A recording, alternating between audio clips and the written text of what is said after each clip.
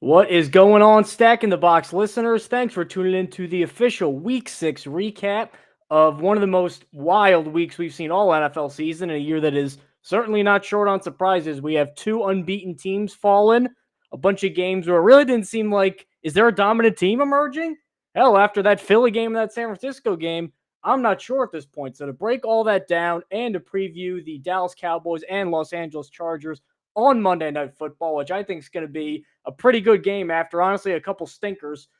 Joining me in this dalliance will be Jason Reed at Eat Your Reedies on Twitter. He is in charge of Bolt Beat, our fan side of Los Angeles Chargers site, so he is certainly not short on things to cover between the always interesting Brandon Staley experience. Jason, how you doing?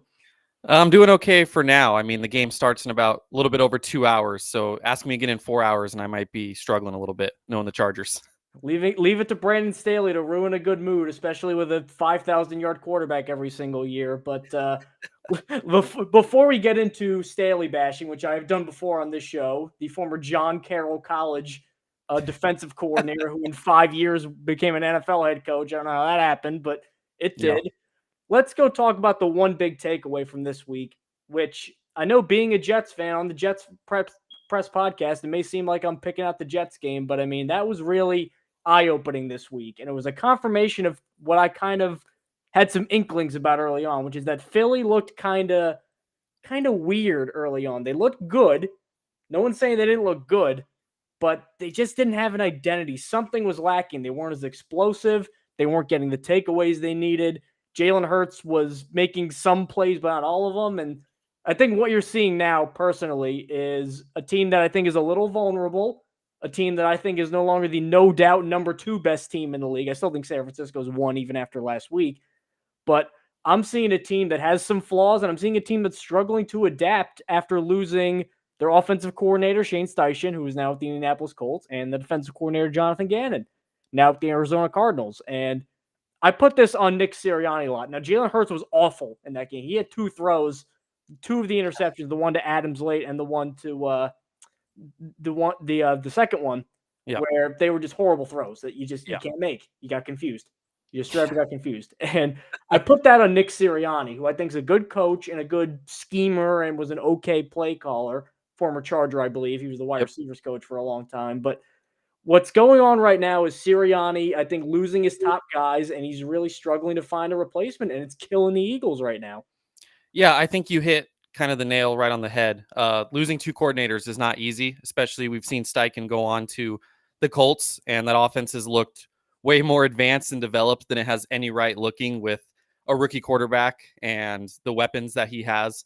And then even with the backup quarterback at times. So I think you lose both coordinators. Even Gannon over in Arizona, he was kind of getting kind of pooped on, before the season for some of those clips that came out. And then Arizona comes out and they're a team that fights hard every week, is a lot better than a lot of people expected. So I think that's naturally going to set them back a little bit. And yeah, like you said, they were undefeated up to this point, but they never quite looked right. They haven't been the dominant Eagles that we've seen. And they finally ran into a tough Jets team that kind of has to string together some wins. We see the Aaron Rodgers clips. He's throwing the ball. He's back on the field. There's a little bit of hope that he could be back by January. So they want to rack up the wins now to try to get into the playoffs, Mike. I know that excites you, but look, the Eagles are a very good football team. I'm not going to sit here and pretend that they're not, but let's not pretend like last year they didn't have a really favorable run of things. I mean, they had a very easy regular season schedule. In the playoffs, they got a Giants team that this year, I mean, look how they're playing. They got a 49ers team that had to play with their 3rd and 4th string quarterback, and then they lost to the Chiefs ultimately in the Super Bowl. So that's not to discount anything they did, because it's still really hard to be one of the final 2 teams playing in February. But I do think it was a classic case of, natural regression. I don't think we'll see another 14-3 season out of them. I think this is the first of a handful of losses, and it'll be interesting to see how the NFC shakes up. Now, the picks are the big concern, because part of Hurts' whole appeal was of how good of a runner he is. That's what the Eagles did. They would get ahead, and then they would just bury people in an avalanche because you couldn't stop him running the ball, and Hurts would minimize the bad plays. Now he's got 7 in 6 games. Yeah. That's totally out of character. Now, to be fair, against the Jets defense that, against the top 3 finishers for MVP last year, Mahomes, Hurts, Allen, have allowed 3 touchdown passes and 8 picks. And they're 2-1 in those games, and they got hosed in the Chiefs game, in my humble, totally non-biased opinion. So going off that, I mean, this is no slouch, but this is the Jets played amazing. Jets had Yeah. really good defense. They had a formula now. It's run the ball and defense, but the Eagles had a lot of chances to win that game. I mean, they had a missed field Yeah. goal by Jake Elliott, who never misses short kicks. Those crazy throws. They had a fumble. Actually, one was like an interception fumble hybrid because it got kind of punched out by Jermaine Johnson, and then an actual fumble by DeAndre Swift, who Yeah. stunk 18 yards rushing. So very out of character, but I think this is honestly if you look at this in San Francisco, which I think are the two big stories of the week, this is more alarming because the 49ers had bad weather and everybody got hurt. Deebo Samuel got hurt. Christian McCaffrey got hurt. And they still probably should have won that game if that third round kicker doesn't miss a very makeable field goal. Like this is second miss of the day too. second miss of the day. And again, no team's going to go 18-0. Even the best teams lose 4 or 5 games every year. But this is a game I think Philly should have had in the bag. And they just I agree. And I think looking ahead just at the Eagles schedule, I know everyone loves just reading a schedule off a list, but they have the Dolphins, the Commanders, the Cowboys, the Chiefs, the Bills, the Niners, the Cowboys again, the Seahawks. Like that is a tough, what is that? 1, 2, 3, 4, 5, 6, 7, 8 game stretch. Like it would be really good to go 5-3 against those 8 teams. I don't think it's out of the question that they even go 4-4. It's nothing against the Eagles, but that's a true first place schedule. So I think the next 8 weeks is going to be very telling about what this Eagles team really is. Now let's get into the stock report. We could see who was thriving in week 6 and who was terrible in week 6, including one guy that I believe now has gone down, up, down in my stock report in 3 consecutive weeks. So we'll get to him later. Jason has some words on him, but we alluded to it earlier. The Cleveland Browns and the San Francisco 49ers in a shocking upset, despite the fact PJ Walker was trying to lose that game. He did everything he could not to win that game. And by the grace of God, he did not lose that game. I don't know how, but the Browns end up winners. And the story of this game, people are going to use this to take shots at Brock Purdy, which, look, I'm no Brock Purdy guy, but I mean, what do got to do for 40 touchdowns and no picks the entire year? Like, there's some positive regression that's going to happen. This Browns defense is a juggernaut, like historically good in terms of passing yards allowed. And they haven't done it against a bunch of schmucks. They played Lamar Jackson. They opened with Joe Burrow and had Joe Burrow had the worst game of his career in week 1 against the Browns. And then now Purdy and the super mega doomsday offense in San Francisco. And that gives credit to Jim Schwartz, who had his problems as a head coach. We all remember he was the, granted, 0-16 Lions is what he took over. So certainly not inheriting a good situation, but he's proven now with multiple teams, because he was also the Eagles defensive coordinator when they won the Nick Foles over the Patriots Super Bowl. Jim Schwartz is a masterful defensive coach, and he has Myles Garrett playing great. He has Denzel Ward and Greg Newsome playing like some of the best cornerbacks in the league. Grant Delpit, who I thought was terrible, is having a complete breakout year. Even though they got the quarterback who shall not be named eventually coming back, I know he's not playing well, but if this mystery quarterback that I don't want to mention on air, suppose he were to play well, if that happens, if this defense stays even close to this suffocating, I mean, Cleveland can certainly make a run here. Yeah, I think the Browns are kind of like the sleeping giant that's waiting to be woken up, and this might have been the thing that wakes them up. You kind of just look at their season, like you mentioned, they rolled over the Bengals. Joe Burrow had the worst game of his career. They rolled over the Tennessee Titans. They lost a really wonky Steelers game where Deshaun Watson, the quarterback who shall not be named. Well, now you named him, so there goes the bit. I tried to stop myself. He single-handedly lost that game. That was the same game Nick Chubb got hurt. And then the following week, or 2 weeks later, they play the Ravens and DTR is playing in that game and no Nick Chubb. And it's just kind of a weird game. So the Browns, they're 3-2 after beating the 49ers, I believe. But this is a team that I think maybe isn't a Super Bowl favorite, but it should be the number 1 team on every contender's list of teams we don't want to play in late January, because that defense is suffocating. Everyone's been talking about how unstoppable this 49ers offense is. Granted, bad weather. Granted, there was injuries, but we haven't seen anyone kind of manhandle this offense like that all season, and it's been a long time. So hats off to the Browns, hats off to Jim Schwartz, like you said, and I'm just glad the Chargers don't have to play him at all in the regular season. I will say the only slight concern I have about Purdy, because I saw this in college shoot Iowa State, is bad weather, cold weather. Because he's a smaller guy, smaller hands. Like, yeah, maybe December, January, they got to go like to a Philly or something like that, or I don't know, maybe they get Seattle or something like that. By the grace of God, Seattle ends up getting a home playoff game against them. Like, I don't Could know. happen. That could be a little shaky. And Later that's in the why the 1 season. seed is so important for them. Like, you want to play all those games at home before the Super Bowl. So, thankfully for the 49ers, the Eagles lost this week. So that was kind of big for them. And hell, I mean, San Francisco in January isn't like 85 degrees either. It's, True. be Very a little true. sloppy. Jason, I believe, has some thoughts on that Raiders Patriots game because rather than just beating up on Mac Jones, as fun and hilarious as it can be at times, because it's just the unintentional comedy that the Three Stooges would kill for the level of physical comedy the Patriots offense produces. But I think the Raiders are more the story of this game. Yeah, I just a little Mac Jones tangent real quickly. I was watching the game with some friends of mine. We're all Charger fans, and I was kind of rooting, not realizing I was kind of rooting for the Raiders just because it's so funny to watch Mac Jones struggle. Like, it was, I had to realize, like, oh, this is the Chargers rival. I probably shouldn't be openly laughing at Mac Jones. But Jacoby Myers in this game, big revenge game for him as someone who likes to wager occasionally. I kind of wish I would have thought of this dynamic before the game. Jacoby, obviously former Patriot. The Patriots kind of cast him aside and brought in Juju, who has done absolutely nothing for the Patriots this year. But this was also a big game for Jacoby because just like last week, week 6, he was the reason why the Patriots lost. When he was on the Patriots last year, he was the one who, of course, had that infamous hucked it backwards, trying to make something happen when something didn't need to happen. Raiders got the ball, took it to the end zone, the craziest ending in NFL history. But, he comes up against his former team, and he looks like a legitimate weapon. He's kind of been riding lightning early on in the season. I feel like a lot of fantasy football owners are kind of like, is this for real? Is this not for real? What do we expect? And I think this game against the Patriots defense that's supposed to at least be decent, it hasn't looked good the last 2 weeks. He proved that, he can be a reliable guy. And as much as I don't like the Raiders, and as much as I don't think their coach is very good or their quarterback situation is good, I think we have to talk about their weapons. I mean, Devontae is obviously still a top receiver in the league. Jacoby Myers is looking like a very overqualified wide receiver too. Michael Mayer, the rookie, had a great game. And I just think the Raiders are one of those teams where their fans are going to convince themselves like, man, we're just 1 or 2 pieces away. And it's the Raiders, so they'll never get those pieces. But there's some danger on that offense for sure. See, the weird thing about the Raiders is like collectively their units are not particularly good, but individually they have good. Like, I know Jacobs isn't playing well this year, but we know he's better than the production he's putting on. Adams is great. Hunter Renfrow they never use. I don't know why, because he's good. Yeah. And even on defense, like Max Crosby's very good.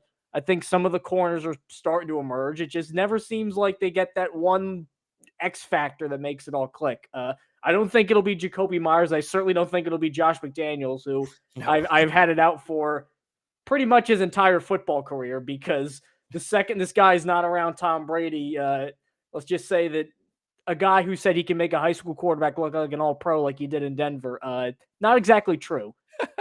So, and a guy who got 3 head coaching opportunities now because the Colts won too. I mean, he's on my shit list, but Jacoby Myers, I think, certainly is not after sticking it to Bill Belichick. Yeah, and I think, again, you hit the nail on the head perfectly. You said the Raiders kind of have some standouts in multiple areas, but it never seems to come together. Some would say that's because of coaching. I don't know, just a guess. Yeah. Guess how many yards Juju has this year in week 6 receiving? 87. Oh my God, 86. That was close. Jeez. That was close. Yeah, your price is righted yourself, so you would have lost. But that's true. That is holy crap. That was good on 14 catches in 5 games. So that's terrible. Poor Juju and poor Gardner Minshew, because as a big of a fan as Anthony Richardson as I am, when he went hurt, I thought the Colts were still going to be pretty much fine, because Gardner Minshew, I thought, is probably one of the best backup quarterbacks in the league. In fact, I was stunned that he's not a starter somewhere. He has like 40 touchdowns and 15 picks in his career. Like, if you get that production from a first-round pick, he would have been given another contract. It's literally the draft status. And again, he doesn't have the most amazing arm, but dude can make plays. Yeah. And the Jaguars, I know it says the Jaguars scored 37 points, but there were a lot of mistakes they made. They were throwing the ball late, which was weird, up by a lot.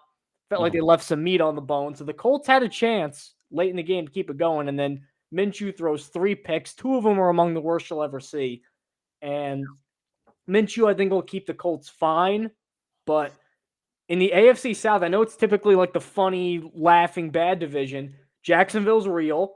They're a real team. They look pretty good. I had some doubts about them earlier. They're kind of rolling a little bit now. Houston is a lot further along than anybody thought they'd be, with C.J. Stroud and D'Amico Ryans. And then I know Tennessee 2-4, but they've lost a lot. But for some reason, I don't care who's playing a quarterback, Vrabel always ends up in these games because he's a good coach. Like, they never get blown out. Yep. So they're going to be a tough out. And I think this game kind of crystallized for me, sadly, that I don't think with Minshew, there's really a chance the Colts have us sneaking into the playoffs. Yeah, and I agree. And I think Minshew, I was trying to think of the perfect metaphor for this while you were talking, but I couldn't quite crystallize it in my mind. But the Minshew mania, Gardner Minshew, he's so good when you don't expect him. Like when Minshew has to come into a game and take over duties, it's like, man, this guy's special. Like we can go places with this guy. But then when he has to start and the other team actually gets a week to prepare or a week plus to prepare, and it's like, all right, we're riding with Gardner all the way. Historically hasn't done as well. I mean, last year with the Eagles, when he had to start, he didn't look as good in the games where he was starting outright and didn't come in late. So something about him. It's like the surprise factor for Gardner Minshew is what makes him so special. It's very Nick Folesian, which is ironic because he had to replace Nick Foles when he signed like a $90 million deal and got hurt in his first game and never played again. Good deal there, pre-Trevor Lawrence Jags. But I think this might be the death knell for the Colts, unfortunately. And it stinks because I like their team, and I think Richardson's just so fun to watch, but it's tough. Now, Jason, I think, has a take on Vikings fans because even if the Vikings beat the Bears and Mike Luciano pre-draft crushed Tyson Bagent, who I still think is going to be an okay backup in this league. Shout out D2 Shepard, go Rams. The Vikings did something to really grind Jason Reed's gears. Well, I mean, I just feel bad for Vikings fans. I don't have any stake in the game. The Vikings are NFC. They don't impact the Chargers really. We already played them. We beat them. I'm part of the Chargers. The Chargers already played them. Chargers already beat them. So that's kind of water under the bridge. But you got to kind of feel for Vikings fans because two things happened this week that could have kind of shifted the course of the season. Number one, they beat the Chicago Bears. Now they are 2-4 on the season. The Chicago Bears are 1-5.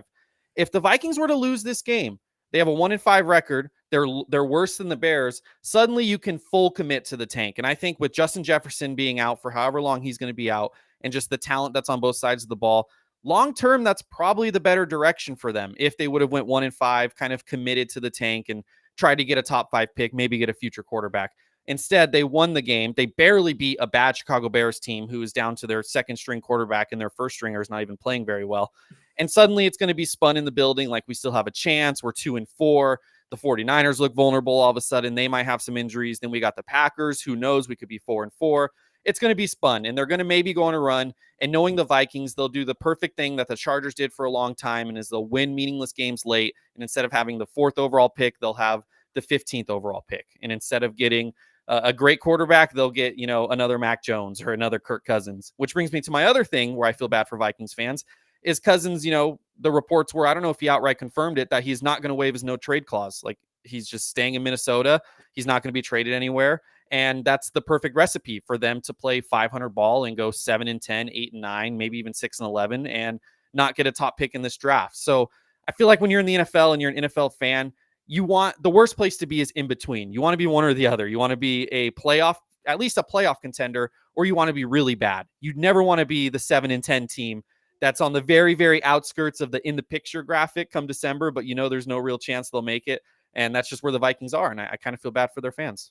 I guess maybe they're banking on, this quarterback class, if everybody that's supposed to come out comes out, is going to be one of the deepest ever. I mean, obviously there's Caleb Williams, who stunk last week, and Drake May at the top.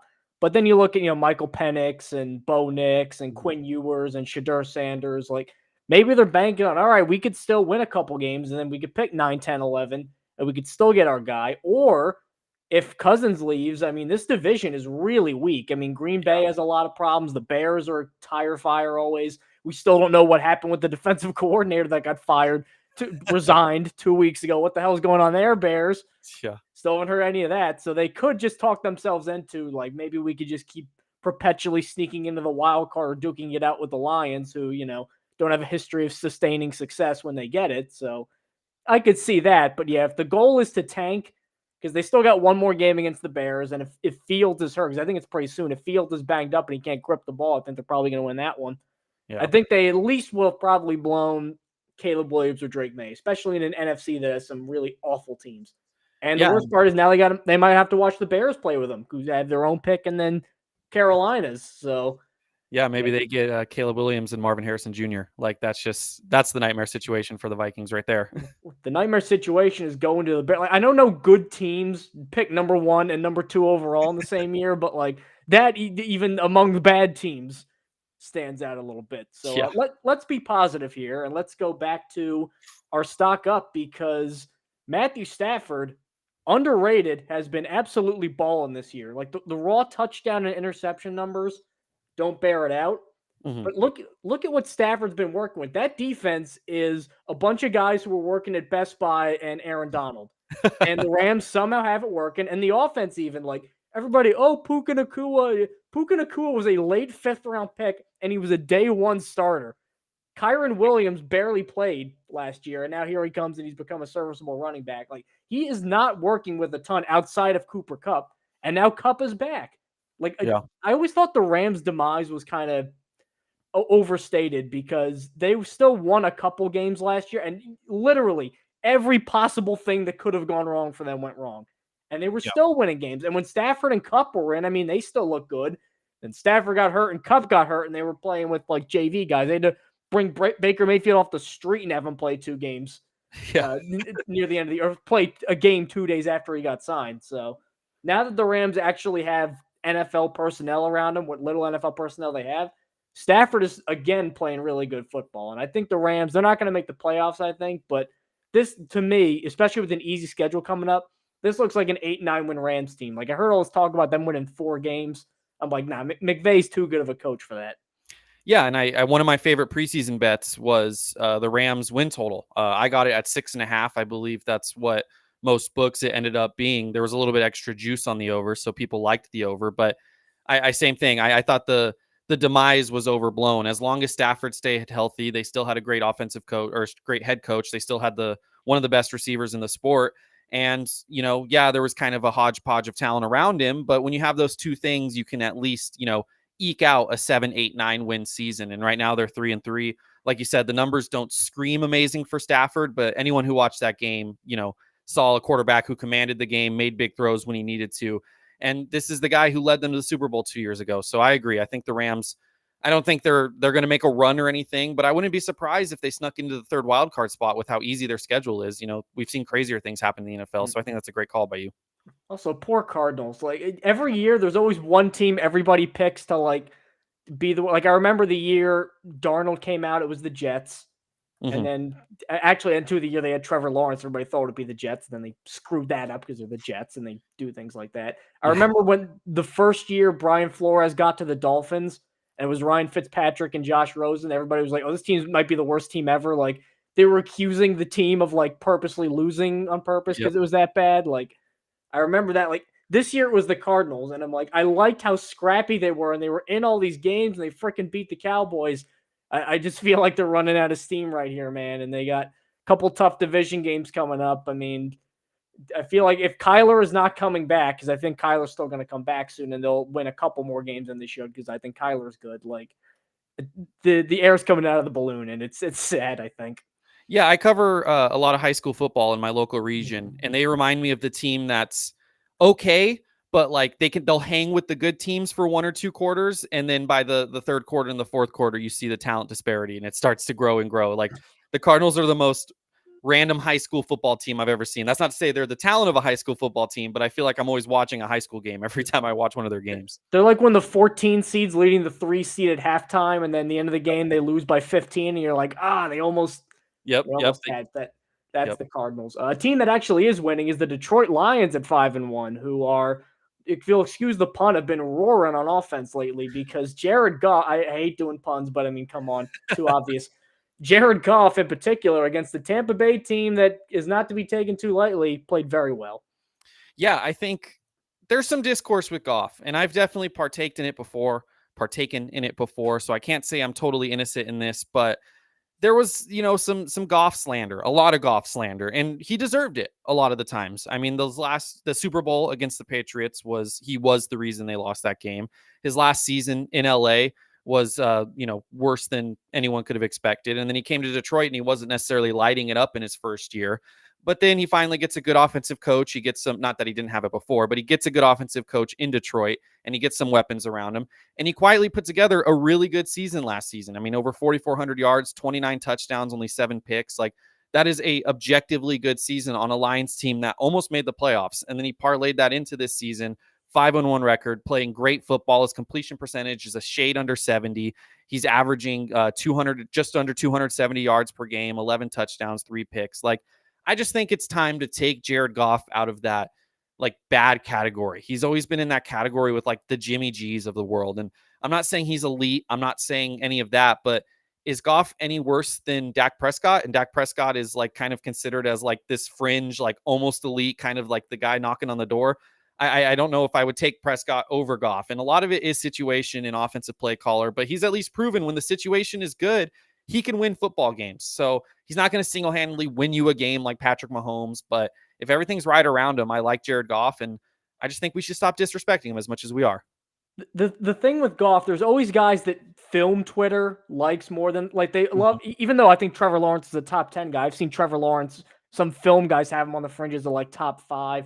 They've always liked. I think Geno Smith. A lot of guys were in on him before that, and there's always guys that hate. Obviously, Jimmy G, Brock Purdy. Like there's film guys hated Goff.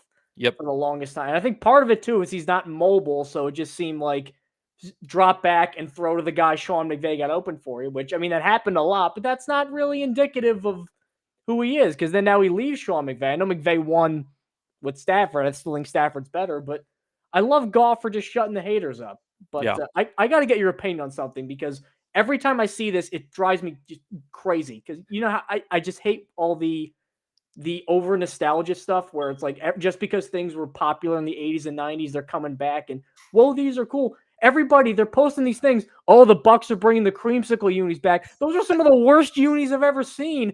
They used to make fun of them. I know they were awful, like when they had them, so I contributed to it. The Bucks were like the joke of the league for 20 years, but like they used to call them good humor bars and popsicles because they were this bright orange and the sassy winking privateer with a sword in his mouth. Like, I always thought those were some of the dumbest, ugliest unis ever. Now people are like, oh, these are fire. They should make these full time. I'm like, have I gone nuts? People used to hate these things. Yeah, I wouldn't say I hate them as much as you do.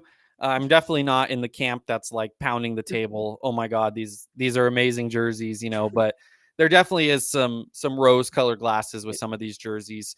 But there's also, I think we see it in different sports too. I know this is a football podcast, but like in baseball, we have the City Connect jerseys, and everyone just naturally hates them because in baseball, you can't have any change ever. So those are new and cool. They didn't like, remember when the White Sox wore shorts? Like they didn't bring that back and they're like, oh, it's cool nostalgia. Like, no, that's not like, it's a white helmet with bright orange and a winking, but that's not intimidating. That's not scary. Yeah, I think it's intimidating. It shows the difference between the two sports though. In baseball, if you change the littlest thing, everyone hates it. In football, if you just do anything that's a little bit colorful and a little bit not so gritty and everything, it's like this amazing, you know, oh my gosh, so glad we got these back. And then, I mean, I don't want like 90s edgelord stuff coming back, but like the pewter and red's an awesome color, and then drop it for good humor bars. Now, here's somebody who I think gets really mad about a lot of stuff, and it actually really kind of gets me upset now, because Brian Dable, who I think the consensus is out now, I think that last year was kind of a little fluky. They won like 4 games against the AFC South, and the one good team they beat there, Jacksonville, Jacksonville got stopped at the 1-yard line. Otherwise, they would have won that game. We expected some regression coming. I kind of thought so just because I am not a hater, but I just don't like Daniel Jones that much as a player. And that contract was ridiculous. And yes, it was. I know he didn't play in that game, but he's, I think, one of the main reasons. Mostly because, hey, that offensive line is awful. I get it. It's unwatchable. It's not NFL level. Tyrod Taylor made some plays. Yeah. the thing I hate about Dable, I know they had that snafu where, you know, Tyrod like ran the ball and they didn't get enough time to get the play off and they lost points before halftime. Brian Dable, more than any other coach right now, screams and yells at guys publicly and like embarrasses them with cameras on them. It's like, dude, you can't just humiliate guys like that. That's not fair. And again, you know what? New England guy, he was a wide receivers coach and tight ends coach for the Patriots. Like, Belichick-y, and the Belichick gene is rising up in him. And I don't know, like if I was a Giants player, I'm like, hey, asshole, we're a 1-5 team. Everything's obviously breaking down. Like, I know I missed a block. I know I made a bad read that led to a pick. It's like, don't embarrass me in front of national TV. You know, there's cameras on you. Like, he's very quick to tell people that things are not his fault. Yeah. And I think with Brian Dable, as someone who is a Chargers fan, who the Chargers almost hired Brian Dable and hired Brandon Staley instead. And Brian Dable has kind of become this massive what if with Charger fans. What if they got this great offensive mind with Justin Herbert? I think he's going to take the blame for this, and he definitely deserves it. I'm not saying he doesn't. And it's a lot worse of a look when you're yelling at guys when you're 1-5 versus when you're 5-1. When you're 5-1, it's cool. It's like, yeah, tough-nosed coach. He has these guys playing well, all that. And then when it's 1-5, it's like, what are you doing? But I look at the Giants. I see a roster that doesn't have a lot of talent on it. I see a schedule where they played a lot of good football teams. I mean, they played the Cowboys, the Niners, the Seahawks, the Dolphins, the Bills. That's their losses. Those are all playoff teams if the season ended today, I believe. So I know Dable is naturally the first guy who's going to get the blame, and he does deserve a big part of the blame. And I agree with you that some of his like on-field antics are a little much sometimes, but I still think there's a good coach in there. And it'll be interesting to see like what the Giants do. I think the worst thing he could have done was convince Giants fans that Daniel Jones is an above average quarterback. I'm sorry to any Giants fans that are listening, but like Daniel Jones isn't the guy. And, Brian Daboll kind of fixed him. And then everyone's like, oh, this is the guy who fixed Josh Allen. We might have something special here. And then look what's happened this season. So it'll be interesting to see like what direction they go in. Is it all on Daboll? Is it like hey, you overachieved last year. Now you're underachieving one more year. I don't know what they do. I still think the Chargers would be better off if they had Dable, but that's a story for another day. It's funny watching as a Jets fan, just because Brian Dable came in as this cerebral offensive mind who was going to use all these great schemes to fix everything. And Robert Saleh got hired as this big, angry, tough guy who screams and yells and all gas, no break on defense. And then in press conferences, Robert Saleh's like this big teddy bear who never says anything mean about any of his players. And Brian Dable, with this Napoleon complex he thinks, always screaming and yelling at people. Like it's just a funny dichotomy. Yeah. What was not funny, unless you're a Commanders fan, was watching Desmond Ridder play. And as a guy who had him in my stock up last week, he's the down, up, down guy. And I've always been a Ridder supporter. I thought he was QB1 in 2022, but I think Jason can attest that was not a pretty performance for Desmond Ridder. So I picked Ridder. I knew you were a Desmond Ridder guy. That was the main reason I picked him to be on this. Because I wanted to talk Ridder with you because I don't know, Mike. I know he looked good in college. I'm not saying I liked him coming out of college. I thought the Falcons had something, potentially special and getting him where they got him. And, this was a good enough quarterback, and he was in a good system with a lot of weapons with Arthur Smith. My phone is ringing. Excuse me. That it would kind of translate, and it hasn't translated so far. There's games where he looks really good, like last week against the Texans. He drove down against a not bad defense. We saw what the Texans did this last week against the Saints, and he orchestrated a game-winning drive. But then he has games against the Commanders where he throws 3 picks and they lose by 8, including that horrendous pick on 3rd and goal late in the game. I don't know. I don't know if it's a Ridder thing. I don't know if it's an Arthur Smith thing. Arthur Smith is kind of like another Brian Dable guy where it's like, in theory, he's really good and he's this great offensive mind, but is he actually? And are we giving him too much credit? And I just don't know. If you're the Falcons, you're kind of like in the Vikings situation, but with quarterbacks, where it's like Ridder shows some signs where you're like, okay, maybe he is good enough, but then he shows these games and it's like, maybe he's not, and you don't really know which direction, and you're probably not going to have a top pick. And I don't know what direction they go in. The Falcons are weird. I never bet on their games because they're just wonky. They're the wonkiest team in the league. They're the Chargers of the NFC. And Desmond Ridder, I guess he fits perfectly into that then. Well, he has 2 major things working against him right now. And again, in terms of what I like about Ridder, I mean, big guy, can move pretty well, won all the time in college. This was his first home game loss in college or the pros. Yeah. He's got this like weird, I don't like to use this term as a scout, but he's got this like weird moxie, like in clutch situations. He kind of steps up. I do think that they don't let him throw downfield enough. Like when they do, I feel like he's pretty okay there. Mm-hmm. Like he's had a couple big hits to London there. The problems are twofold. Number one, I think Arthur Smith, the son of the CEO of FedEx, by the way, that's a nepotism. How the hell did he? I believe his brother played at Memphis because the FedEx guy slid him a few. I think that's a story that's out there legitimately because he's a big Memphis booster. But Arthur Smith is a very good offensive coordinator and like a running game coach. Like I think he's been really good for Bijan Robinson. He obviously had a big hand in helping Derrick Henry become what he is. I just think in the passing game creatively rather, he's very limited. And doesn't matter if you're Ridder or Aaron Rodgers, with a limited route tree, it can stifle you. See Rodgers with Mike McCarthy at the end of Mike McCarthy. Like, it was very obvious that they weren't getting the most out of him. And number two, I actually really love the Falcons roster. I think Pitts is amazing as a tight end. I like London a lot. I think Bijan is tremendous. Now they finally got a defense. That's a legitimate defense that plays really well. They have a really good pass rush for the first time in what feels like forever. I think Jesse Bates has been everything they thought he could be and more. So it's clearly like watching the Jets with Zach Wilson last year, where you're like, they got everything. If only the quarterback play was a little bit better, then they could really take off. So I think Ritter, is going to be in the league for a long time as kind of like a bouncing around backup, like a Minshew-y guy, I think, honestly. But that's what, keep your eye on the Falcons. I think if there's like a big quarterback who could be rumored to be moved, like a Kirk Cousins or a Kyler Murray, or even like maybe a Justin Fields, I think if the Bears get the number one pick, that could be fun. That would be a lot of fun. Fields and Bijan just running the triple option like it's Army. That's a great call, Mike. That's a lot of fun. I was actually randomly thinking about this yesterday of what the Bears do with Fields if they do get the first and second overall pick and who trades for him. And I didn't even think of the Falcons. That's a home run hit right there. I feel like they could, if they need to, keep your eye on that. And it's making things worse on Ritter just because every mistake gets amplified like that. So we're going to go and do some quick rapid fire takes, and then we'll get Cowboys Chargers talking. So we'll start with Ravens Titans. And my quick take is Ravens are probably the second best team in the AFC. And I know this because they've played like crap for the last two games, and they've done pretty well. The receivers were dropping every pass known to humanity. Lamar Jackson in that Steelers game, that might still be, this is going to sound crazy, that's a top 3 quarterback performance this year. And he had no touchdowns and a pick. He had 8 drops. And then again against the Titans, he was just let down by the cast around him. And I think Todd Monken's good.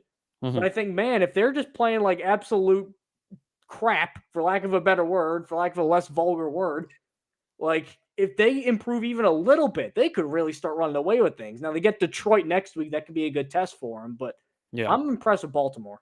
Yeah, I picked the Ravens as my number 1 seed in the AFC before the season, actually. Not necessarily thinking they're the most talented, but historically, when Lamar's healthy in the regular season, they're a very good regular season team, and they win a lot of games. So I think this was another example of that. They kind of outgritted the gritty Tennessee Titans. They got a little bit of help with Ryan Tannehill getting hurt late in the game there. But yeah, I think the Ravens, as long as they don't get in their own way and they don't lose wonky games where that Steelers game was weird. They totally blew that themselves. And the Colts game was even weird. There was the no call that should have been called. Like, this team should have a record that's probably 2 games better than it is, and they're still 4-2. So what does that tell you? You know, and that's with washed, go be a family man Odell as a primary pass catching option. Yeah. So their rival in the AFC North, Bengals 17, Seahawks 13. When I'm looking at this game, if Lou Anarumo's not a head coach next year, the defensive coordinator of the Bengals, I think there's something really wrong, because Burrow's been better. He hasn't been Joe Burrow recently because of the calf injury and all that, and the offensive line's not very good. But this is how they kind of played games, is almost Burrow don't make mistakes and let the defense just beat people up. And this is a really good unit. They get turnovers. They lose Jesse Bates. They're still very good, I think, in the secondary. Trey Hendrickson, I think, has 7.5 sacks right now. He's absolutely balling. And as somebody who I think maybe I killed the Bengals too early. Maybe I thought the sky was falling a little bit too early. As long as they have this defense, even if Burrow doesn't throw for 5,000 yards, it'll be tough to slow him down. As Seattle found out, Seattle's a tremendous offense. And after that opening drive, they really didn't get a lot going. Yeah, I think my biggest takeaway from this game, and Charger fans that are listening will appreciate this, is Joe Burrow gets carried to another win. Joe Burrow throughout his career, man, just great defense, great weapons around him, a pretty decent offensive line, you know, besides this year and his rookie season. And he just, you know, does the bare minimum. He slaps his name on the group project and he makes, you know, gets another W. You know, I just kind of wish Justin Herbert kind of had this kind of situation, you know? I believe his defense has allowed like 21 or fewer in all of his postseason games. Like, again, but he's good. It's nice. Just he's getting some like early 2000s Brady level luck on some of these things. Yeah, and I will not stand for that level of bad luck. Somebody's gotta call it out. So let's deal with another segment of fans that probably drive Jason nuts talking about quarterbacks, and that's the Miami Dolphins, who, admittedly, this year they got some ammo. Because Mike McDaniel is a coach of the year front runner. Remember how I said the Ravens are the number 2 team in the AFC? I mean, how were they not one? How are they not? Raheem Mostert because this is what I really want to touch on. I could talk about how great Tyreek Hill is and how creative Mike McDaniel is. Like, that's fine.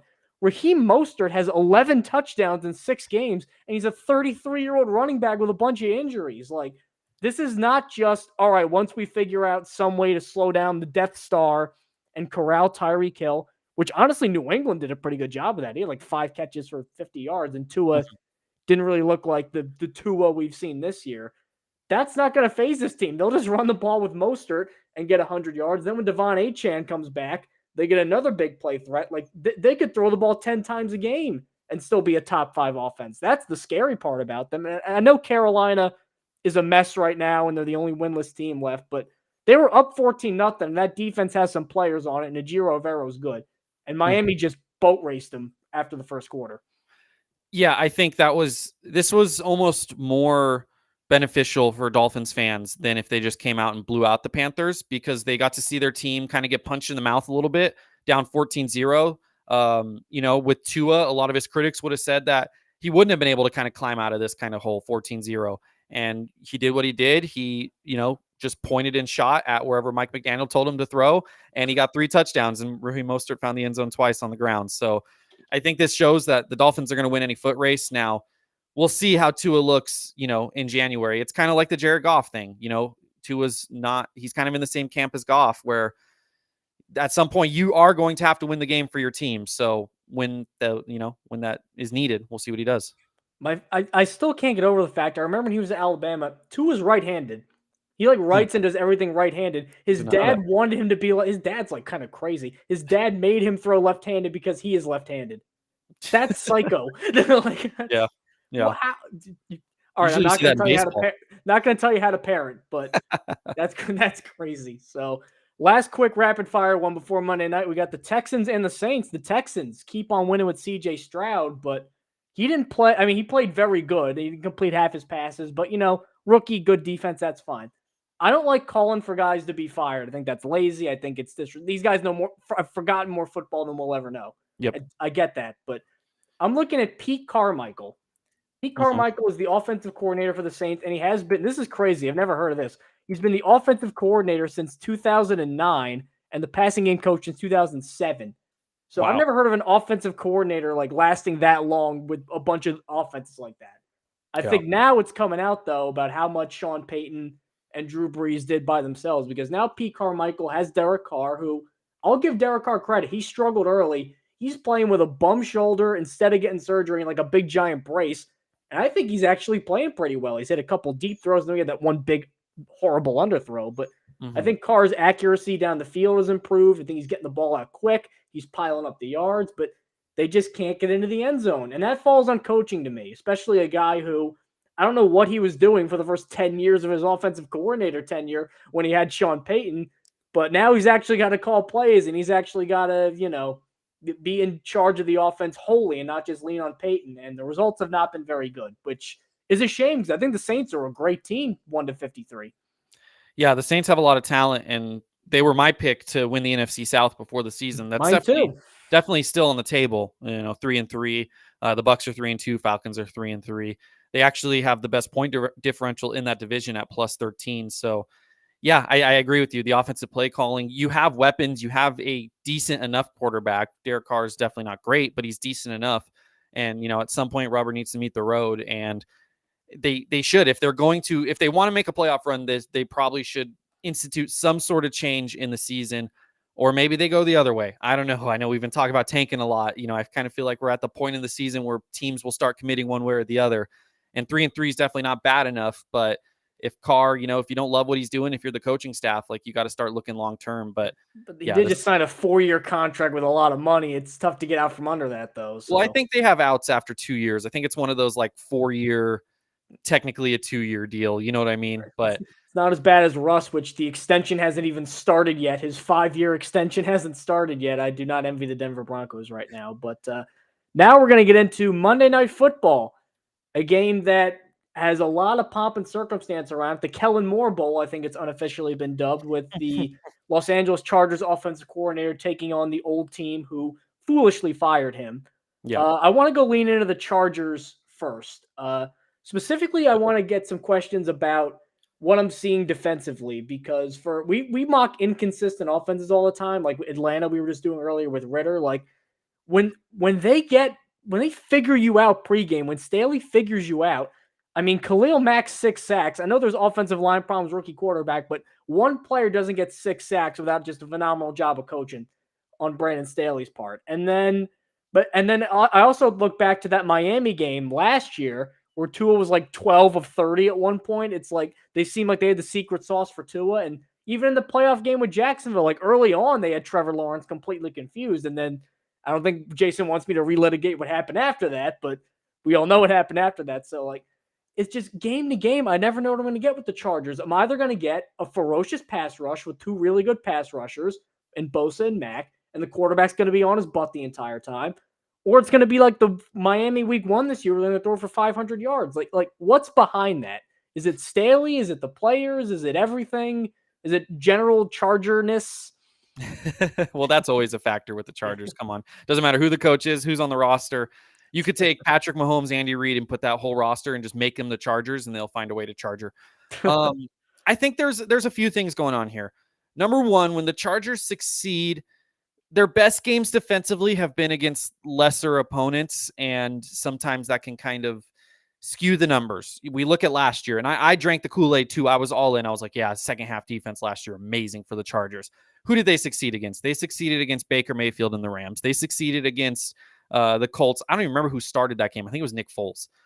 They succeeded. My God, I remember that. That was Nick Foles. I remember, Stephen Ruiz does those quarterback rankings. Yeah. I believe with Foles, it was just like, go home, stop this. Like it was, they were like, please don't do this to yourself, Nick Foles.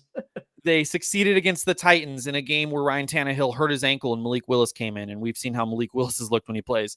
And then they succeeded against the Miami Dolphins, which is the big outlier from last year. It's kind of like the golden egg, the brass ring, the whatever you want to call it, that Charger fans are reaching for. They don't get. They're like, why did this happen against this offense last year, and we can't capture it again? How come that was a one-time thing? I think, again, like you mentioned perfectly, these coaches forget more football than we will ever know. But just from someone who has watched every game of the Chargers the last 3 years and kind of studies the defense and kind of understands the in and outs at least a little bit, Staley has been his best when he almost goes against his defensive formula. He's a Vic Fangio disciple. He runs a lot of cover 6, and we've seen that cover 6 just get blown up. And he is in the mindset where his defense is very intricate. It's very complex. Everyone has to know what they're doing, and it's like a puzzle. You can't have one guy mess up like JC Jackson did several times, because the whole thing will fall apart. It's a house of cards. When you get all that buy-in and when everyone's on the same page, it looks really good, like it looked on the 2020 Rams when he had the benefit of Jalen Ramsey and Aaron Donald leading the way. So I think it's the scheme doesn't necessarily fit the players they have in the building, and I think sometimes they get a little too cute and they get a little too complex. That Dolphins game, yes, they did some things schematically that slowed Tua down, but they also simplified it because they were missing, I believe, 4 or 5 defensive starters in that game. 2 weeks ago against the Raiders, against Aiden O'Connell, yes. But they were also missing both of their starting safeties in that game. They simplified it because they kind of had to. They had these practice squad guys. It was like their 4th and 5th stringer starting in the game, so they couldn't run all these complex, defenses. And I think, as counterintuitive as it sounds, that's kind of the solution for the Chargers. It's almost like Brandon Staley wants to have the best defense in the league. And with this offense, with Kellen Moore, you don't need the best defense. You just need the 14th best defense. And if you just commit to simplifying it, almost taking the Gus Bradley bend don't break kind of formula, you might see a lot better results. But as of right now, this team ranks 31st in yards allowed and 25th in points allowed per game. So, it'll be interesting to see what they do after the bye for sure. So does he deserve a lot of the blame then for JC Jackson? Because because he got hired before they gave Jackson the contract, right? Yeah. So that doesn't happen without his approval. And obviously I know he comes from a man-to-man coverage team, and then wasn't really his own guy. But when you sign a guy to a 5-year contract and he plays 9 games and then he's back on the original team afterwards, like Jackson is with the Patriots, like, was he just not getting the job done too? I have a bad feel. I can't all just be Staley. Maybe that's just me looking at it from 1,000 feet away, but there's no way that Staley is so inept that he takes a $90 million guy who got 17 picks in 2 years and then he turns him into like Ronald Darby and he can't cover anybody. It was a toxic relationship. It was both sides. It was that couple that your friend is in a toxic relationship, and everyone's just like, it's bad for both of you guys. You guys need to get out of it.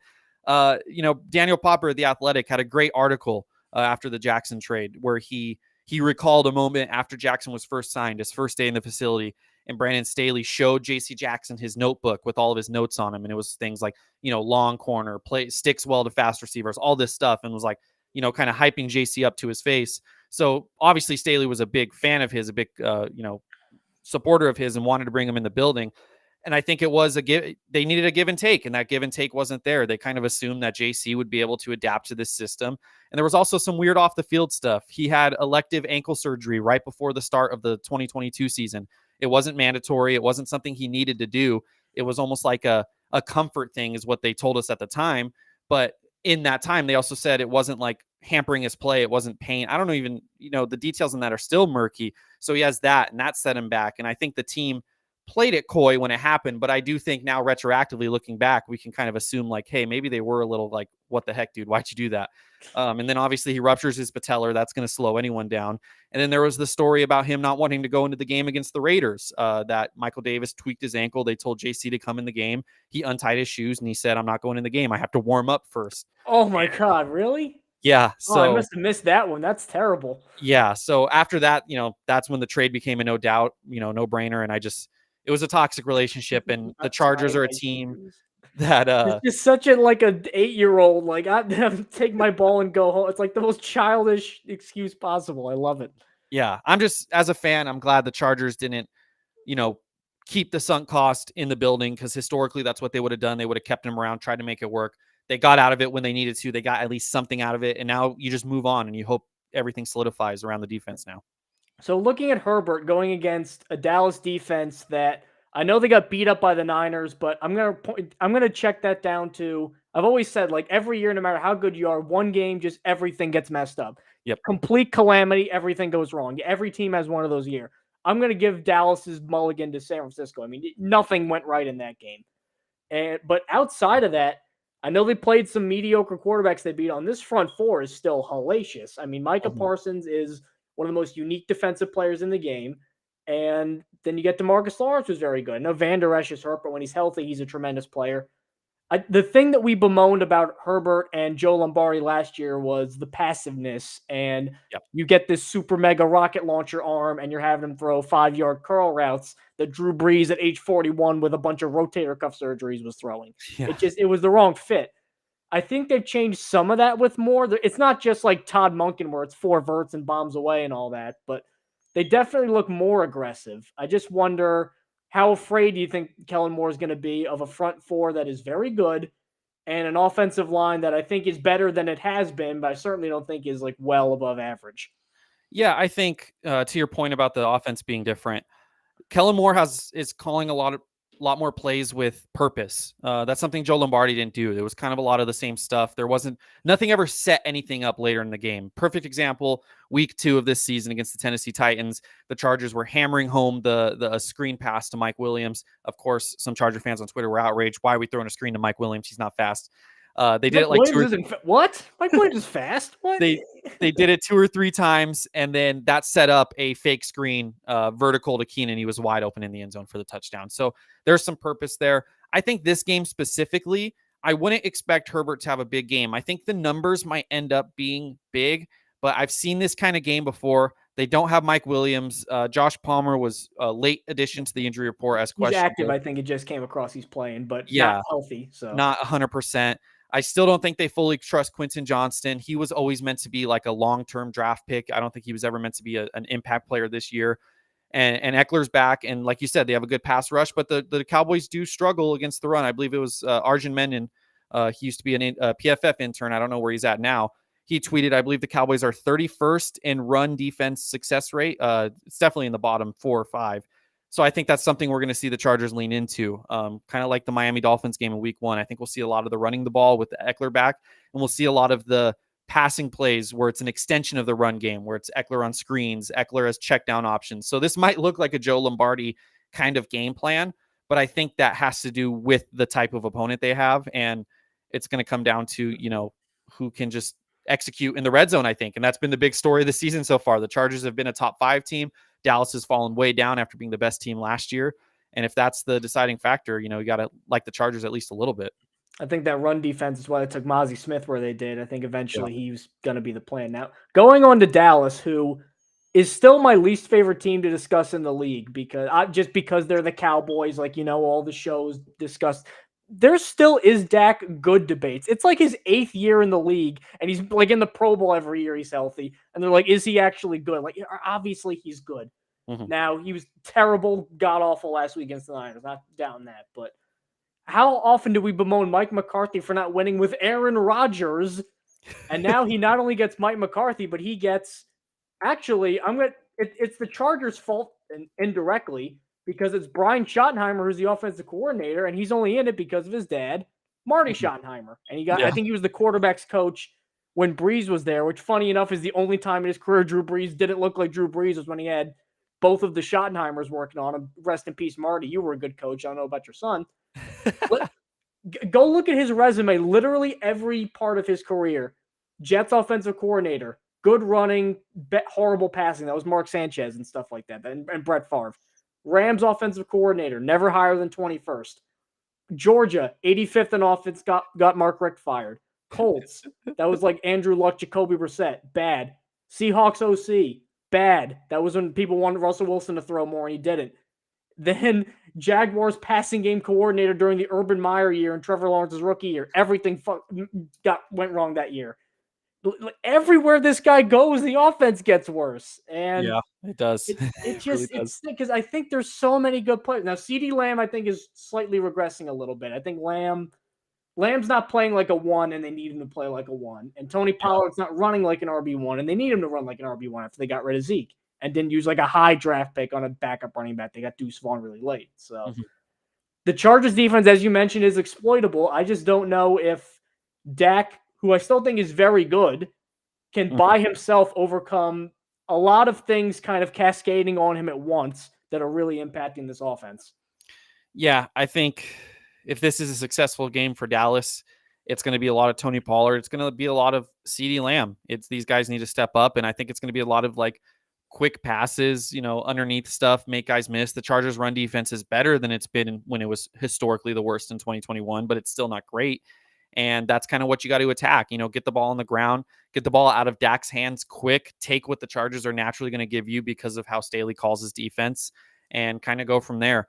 But then again, who knows? Because the Chargers are also the kings of broken coverage, and they've allowed, as of week 4, they had a bye last week, so the numbers might not be the same now, but they allowed the most explosive plays on defense in the entire league. So, if there's ever a team for Dak Prescott to get right and look like the Dak that Cowboy fans want him to be, it's the Chargers, as sad as it is for me to admit.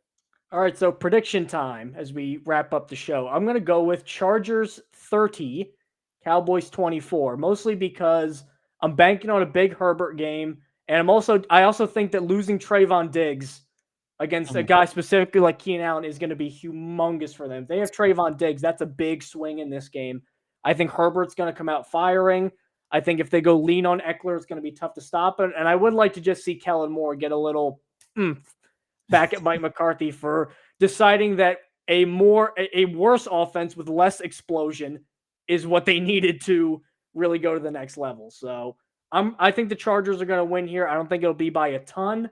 I just think that even as much as we like Dak, there's a big gap in quarterback and skill position talent in this game. And I think that's where it'll be won. That's fair. Look, I would love to be optimistic. I would love to join you on the prediction. I really would. But I have to go with the emotional hedge. I have to go with the pick that I've picked just outside of this. I worry about this Chargers defense. I really do. I think the Raiders game really masked some of the issues and made people might have forgot about it. There was week 4, they played well. Week 5, they didn't play. It's been almost a month since the Chargers defense has looked like the Chargers defense against the Vikings, a Vikings team that needlessly turned the ball over, probably should have won that game. I don't love this defense. And I think it's going to come down to a situation where Brandon Staley, I call him the grifter, he'll have to make some big call and he'll make the wrong decision. And I kind of agree with some of his aggressive calls too. It's not even like the 4th down thing. It's just, I hate when it's 4th and 3 and you do a fullback dive play when you don't even have a fullback on the roster. Like your own 30. we cut the fullback and we do a fullback dive. Like, what are we doing here? No one will ever suspect this play. Then again, Mike McCarthy's not really a good head coach either. I wish I could predict a tie, but that's just, that's too outrageous. I'm going to go overtime win. Cowboys win the toss. They get the ball first, and the Chargers defense can't hold them. So I'll go 33-27 Cowboys. Well, that sounds like someone who's watched a lot of Charger games and how they typically go, because that would not be out of the realm of possibility. So thank you guys so much for tuning into the Stack in the Box recap. We will be live every Monday at 6 p.m. recapping the week and previewing Monday Night Football. Please go check out Stack in the Box for our Tuesday show too. Make sure you download the podcast on Apple Podcasts and Google Podcasts and Spotify, wherever it may be that you get your podcasts. We're over there. Make sure you leave a 5-star review. Again, not for egotistical reasons. It's for the business end of things to get us up those review charts. So if you want to support the show, you can do that. Also, thank you to Jason Reed for tuning in on this one. So let's hope the Chargers can get a win for Jason Reed, because there's going to be a lot of angry Bolt Beat articles on Tuesday if they don't. Look, I'm a content creator. They either win and I'm happy, or they lose and I create content. It's the perfect win-win. So thank you guys so much for tuning in, and we will see you guys next week.